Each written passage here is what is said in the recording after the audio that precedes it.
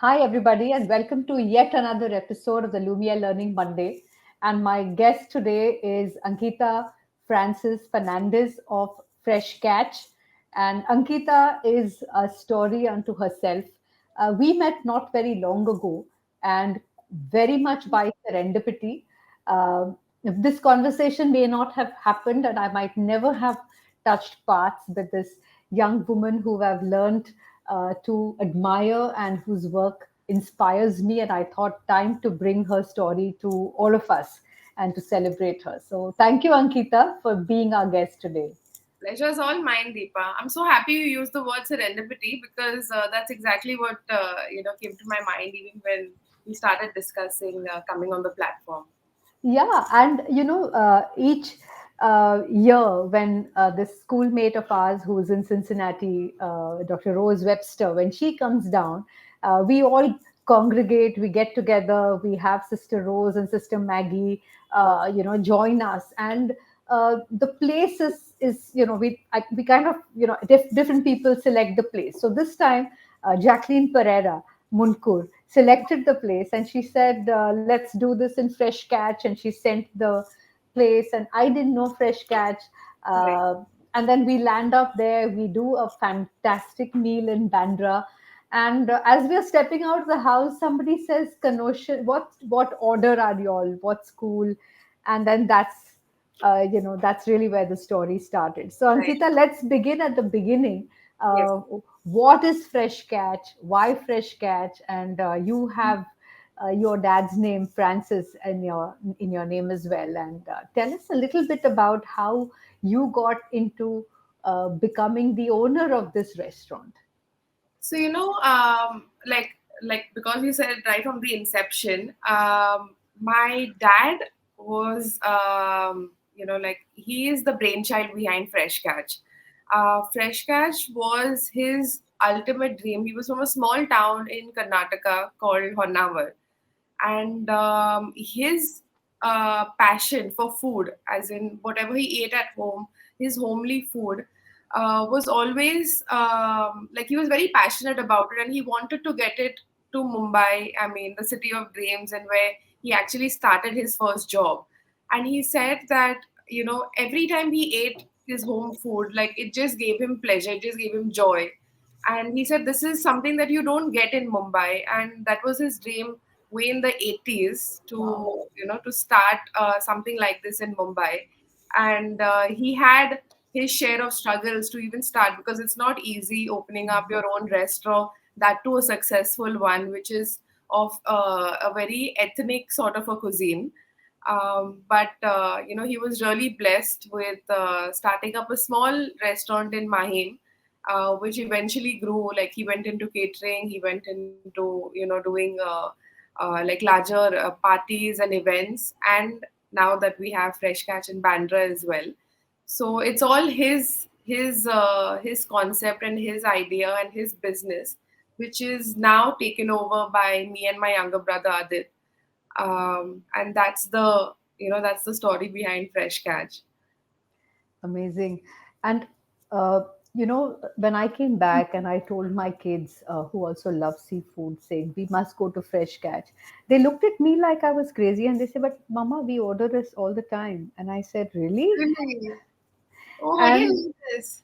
I was like, "Really?" She said, "Mama, the food that comes, that Ria only eats Fresh Catch. I mean, that's what we are ordering." Oh, I didn't know this. That's so nice. That's so nice. So you already knew our food, but you were just you So didn't know. I'm vegetarian, right? Right, right. And the kids are so my son and my daughter-in-law live in Sion, and my daughter visits them every time, and they said every time Ria's coming and she wants to eat seafood, and that's where we order. And I said, oh, then Cool. we have to go in person, and I must get you to experience the place and Yes, have a yes, sit down. yes. Because it's only now it's Fresh Catch, but we've also had another. I mean, we've also opened another brand called Fries with Fries, and that's also a place where, which is a new concept, and it's a like Mumbai's first seafood fast food brand. So Wow. that's what we're trying to also encapsulate while running Fresh Catch. So now explain you the Mahim place still exists. The Bahi place has gone under redevelopment. There's the new restaurant coming up, so we should have it reopened by end of this year or like beginning next year. And the Uh, Hill Road it one will still be delivers. operational. So That came up in the which year? this we just completed a year. Oh, So, really? yes, yes. So we opened doors last May, and end of so this May was our 1 year anniversary. You were telling me, Ankita, that day when we were catching up, that some of your staff they were there, and they could actually walk you to school to Canossa, My and brother, my brother. So my the staff, the boys that served you, most of our staff, they are there for, like the one who's there for the least amount of years is 15 years. amazing. So there are, like, the staff who I was talking about. He used to be the purchase guy. Like, he used to go and do the groceries and do the shopping for the restaurant. And like whatever odd jobs were there at the restaurant, my dad trained him, and he would take my brother for his tennis classes to school when he was a kid. So, our relationship with the staff is nothing less than family. Like, Yeah, whoever has come in, like, there were guys who my dad actually taught how to read and write in English. He would sit with a chalk and slate and, like, explain the dishes to them. So, if somebody sends out a note, like, it's called a kitchen order ticket, where they write the dishes to be placed in the kitchen. So, just for them to see the word and recognize that dish, he would actually make them sit and, teach them to speak. got And it. so that's how we build that sort of relationship. And whoever now, like, whether it is the fisher folk who deliver or who produce, who give us our fresh produce of the day. I mean, they gave me like my Mangal Sutra and the chain that they give as a gift. So it's like, they treat me like a child of their own, because that's the relationship we've shared for more than 2-3 decades now. So yeah. Amazing, amazing. And even the whole space has, like you said, it doesn't have a restauranty vibe. It could be a home in Goa or in Karwar, or that I would have visited when I came That was there. deliberately done because of the fact that you're eating home food. So, like the Mahim restaurant, like our flagship restaurant, was a villa, which my dad actually bought the villa and he converted it into a restaurant. So, it had like a night, like there was a nook and corner everywhere where people would just sit. And there was, I mean, we were hardly like about 5-6 tables there. But everybody, whoever, maybe if you're sitting on one table and the other table is eating something else, they would chit chat or they would get to know each other. So it was more of a camaraderie or a space where like people would be like, they would be coming all over like Mumbai or even in South Bombay, and they would come down and that would be like a meeting point or to come. And a lot of my customers now tell me that they would come over to meet dad and have a chat with him. Oh, So it was not only like they would come, if they were alone, like just a single person would come down, he would have his fish curry rice and a side, and he would just stand and talk to dad, or dad would join them and they would have like a chat about seafood or like, what should be had for the day, or what you can avoid, during the seasons. Like small conversations like that build those, relationships with the customers. So that was the idea that I had even at the time, that whatever we do, like however we continue the legacy of dad, both me and my brother have the same, idea even at Fresh Catch in Bandra. So there was no fancy pants interior decorator. There was no big, decor. You have like a design where people do it for like 2-3 months. They sit and they say that, we want the restaurant to look like this.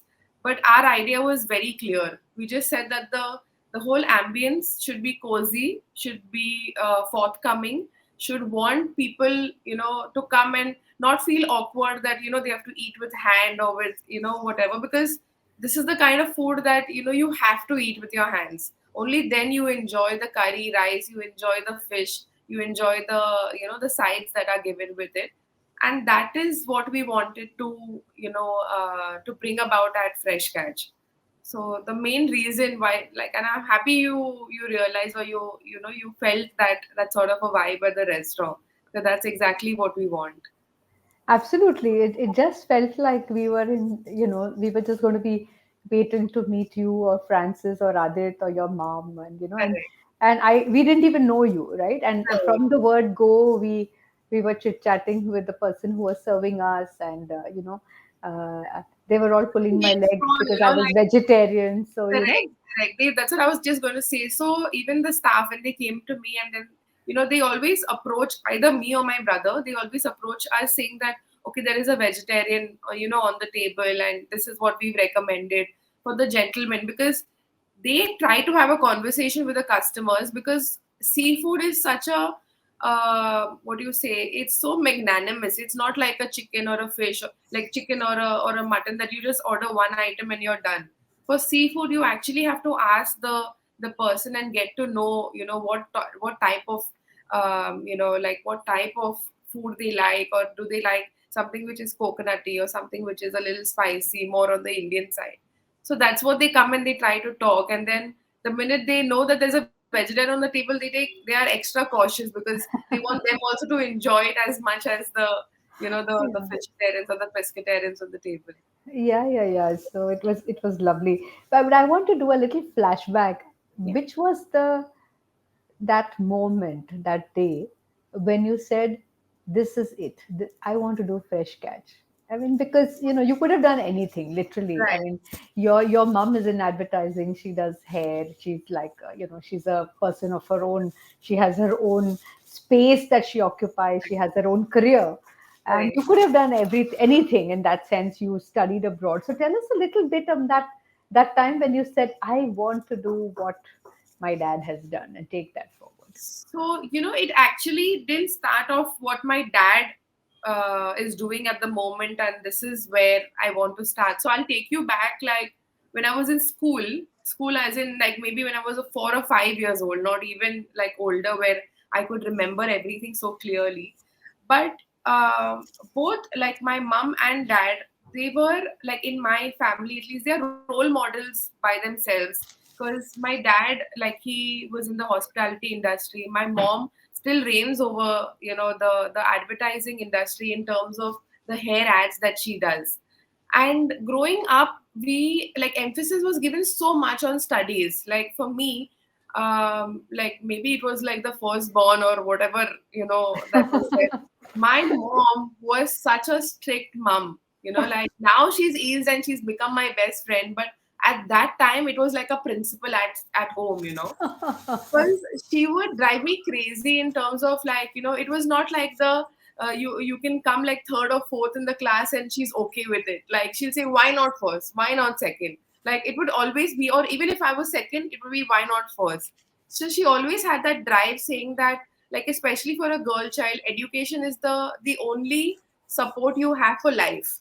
Like, you may have companions, you may have friends or whatever, but studies is something that she was very particular about. And Beautiful. my dad was always the one who was like, just be happy, like, do whatever you want, like, you enjoy. Like, he loved hosting parties, and, like, going out or trying different cuisines, like, stuff like that. So it was like I had a big like a mix of both, in my parents. And mom, when I turned say about 8 years old, she enrolled me in a cooking class, Arre baapre. which was like, imagine an 8-year old going in a class where, the age group was from maybe 14 or 15, where they were much older kids, but it was a kids cooking class, not like adults. But still, like, I was the youngest in that class, where the first dish that we prepared was a hollandaise sauce. Oh. And I have all of this written down, because the lady who took the classes made us write like small chits, and like make a book or a journal about the recipes that you have, and then you try it at home, and then, you come and you give your feedback. So that was that, like, even before I say dad, it was mom who put me in those classes to, Wow. like, get it as like a hobby. And then I would come home and I would show off that, this is what I learned. And my dad, would be, like, he would be, like, even though I was small, he would still act like a judge, and he would say, Oh. this could have been better, or the garnish could have been better. But it was all like in fun and games. But that drive was there since that time, that I was interested in food. I was interested in serving people. I wanted food to be like the element of talk, while you're, or like a conversation starter, because it always is. Like, food you can just go on and on and on about, and it brings people together. Together. So that was there in my mind since a very long time. Then my dad's brothers are all in the hospitality industry. Acha. So every time they came down back to India or back home, they would only talk about hotels. They would talk about how five-star standards operate.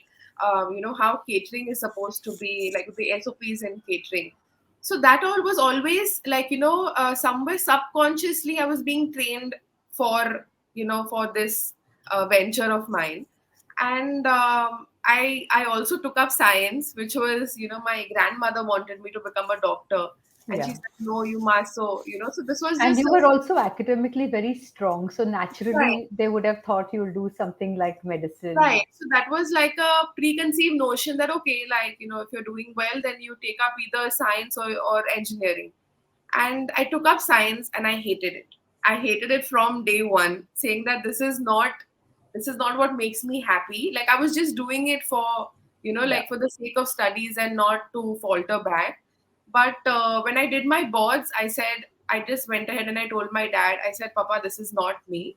I want to venture into hotel management, or I want to venture into something related to the hospitality industry. But Hmm. even till then, I had not accepted the fact that maybe I'll take over the business, or maybe I'll join, or do something at Fresh Catch.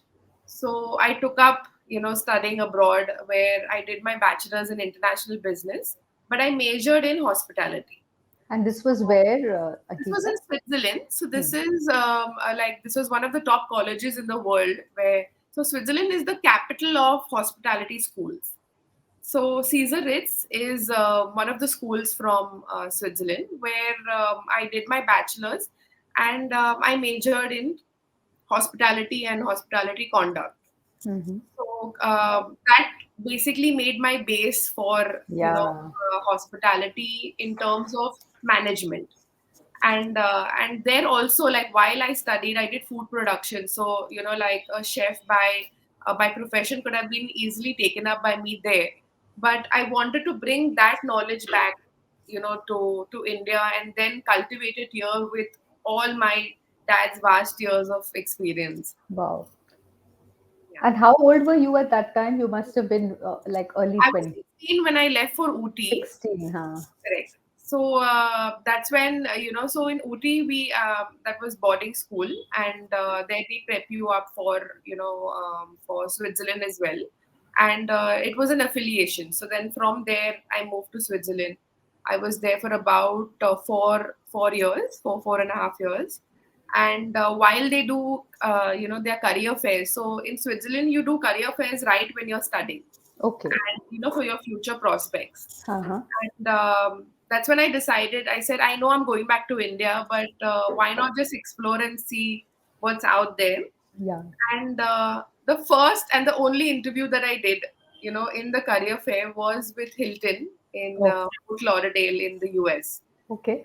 And I got through that interview, and they told me, like, I did the interview in the morning, and they told me in the evening, will you be interested to join us, for your management studies or for your management training in the US? And I was super happy, like somebody who is not even turned, like I wasn't even of legal drinking age at the time. I just called my dad and I told him, I said, Papa, I've got this management training program, in Hilton. And he's like, Hilton is a very good group.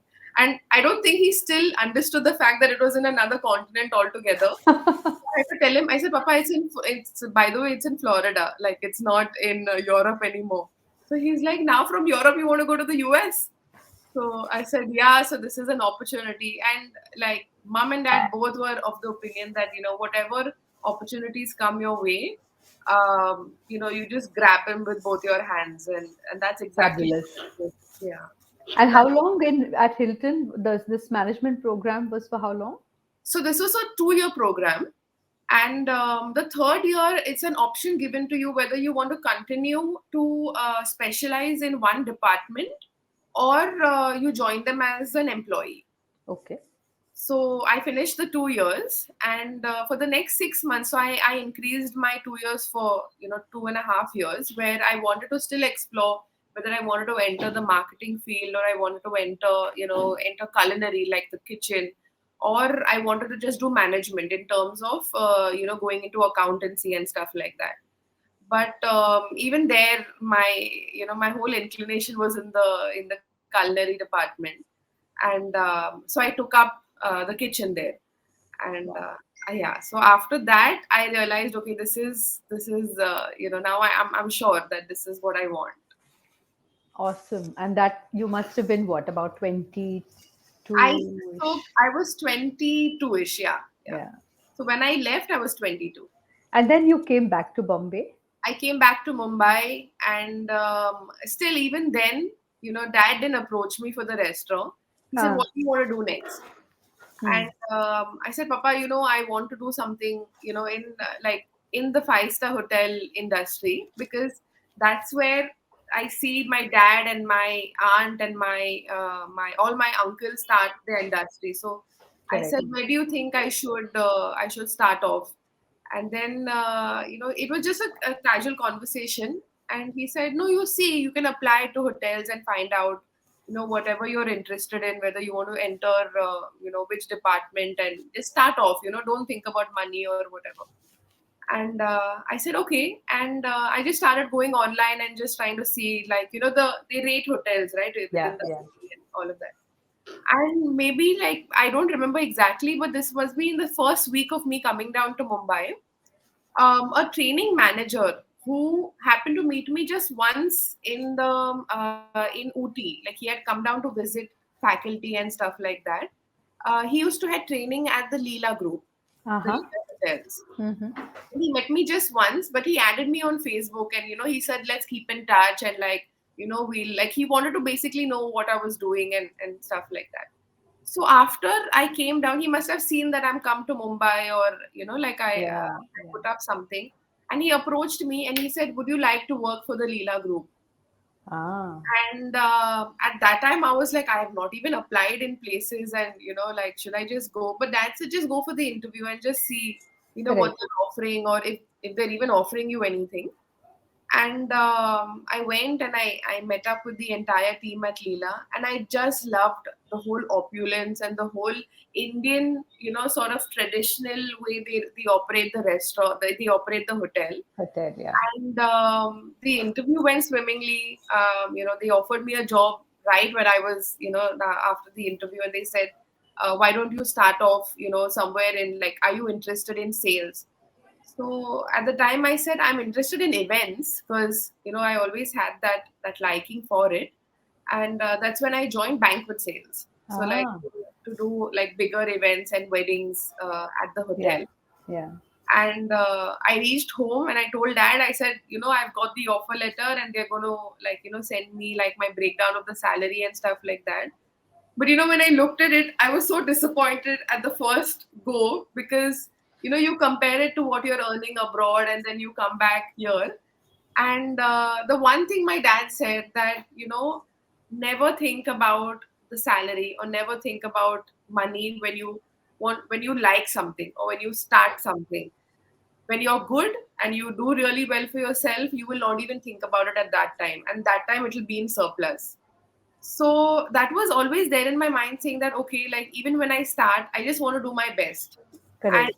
nevertheless, for whatever reason, like, I liked what I was doing, I loved what I was doing. I would spend like 12, 14 hours on the shift, just going around, setting up the events, going, waiting for the event to start, just to see, how your labor of work has turned out to be. Correct. That was like all these years. I worked at the Leela, I worked at the Oberoi's, I worked at the Sofitel, which is a part of the Accor French group. So all of this experience is what is helping me right now, you know, Yes. even at the restaurant, and small things, like the way service is done, or the way, like, your employee should be treated. like it's more polished, and that Yeah. is appreciated, even right now. So I'm happy that I had all of that journey as well, before I could join the family business. Amazing. And when did that penny drop for you to join the family business, Ankita? So, we like Adit and I were always part of the business in terms of like whether it was menu planning or whether it was like the accountancy. So we were always like, they say the back office. So both of us were there always, throughout the journey.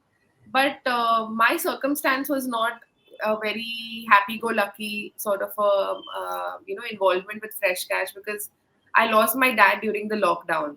Oh, that's And that is where, both of us, like my brother and I, quit our jobs. I was still working for the Oberoi group, and my sad. brother was still with a very very good firm in the advertising industry, very good position. And both of us just consciously took that step, like, and this was right on the day of the funeral, like not even, like we didn't give ourselves time to mourn or whatever during that phase.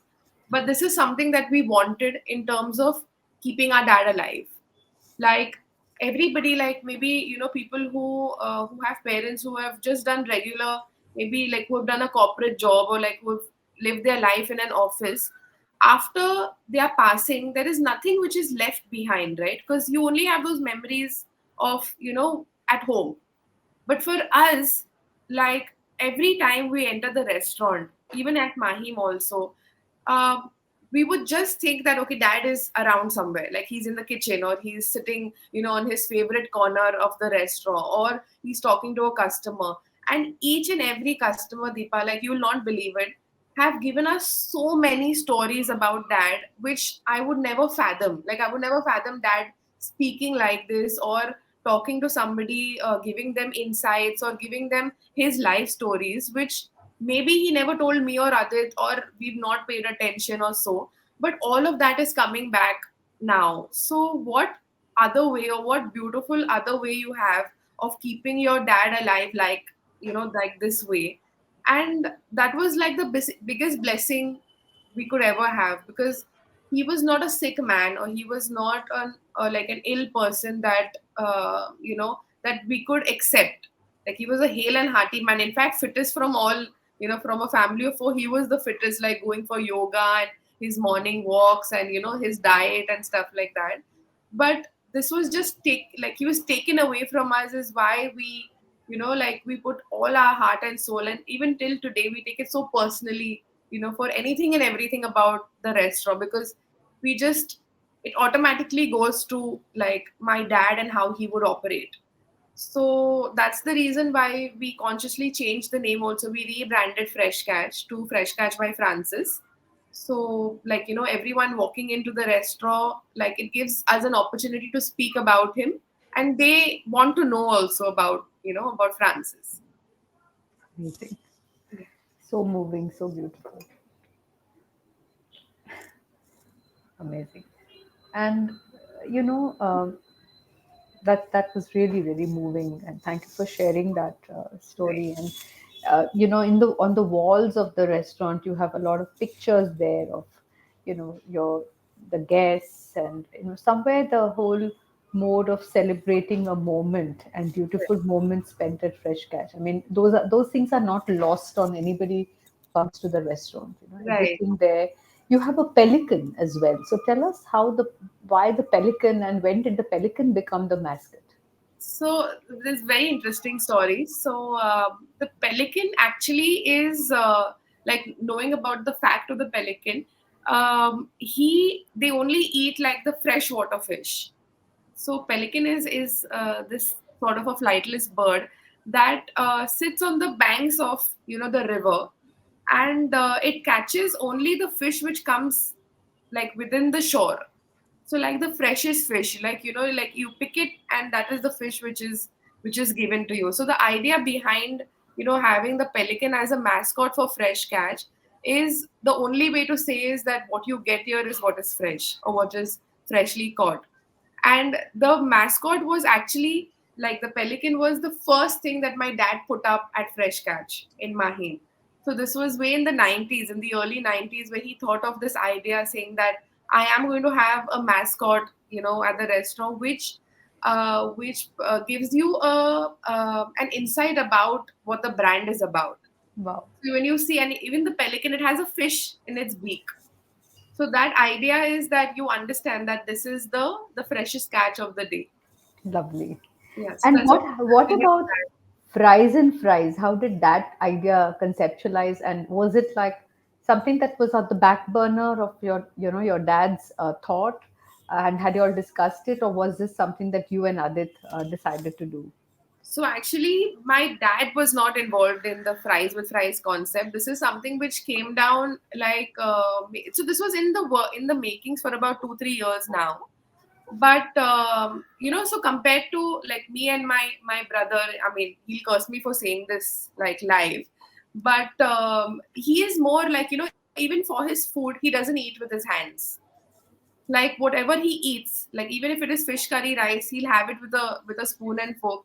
And I am like the contradictory, like right the opposite of that, where I want to go like deep dive and eat my fish and like like debone it, have it myself and like mix it up, and only then I get that inner joy that I've eaten like heartwarming food. Whereas for him, we always take like we like either my mom or my father or me, we take off the fish and we give him in his plate, like we bone it. Or even the chicken, we it is like he's made like, or he's become like he's that sort of a person where we take off the bone also and give him, like even chicken. And he'll only eat like Chinese and stuff like that, where he knows like there's no bone in the chicken, or there's no skin, or like there's no like Got it. no shell or something like that. And that's when like this idea came up where like there are a lot of like, especially the younger generation, where they don't want to get messy. Like Hmm. they want to eat something on the go. They don't want to take that effort and like like de-shelling something or deboning something, and it's like easy food. Yeah. But there was this space which was empty for a very long time for seafood in the Yeah. fast food space.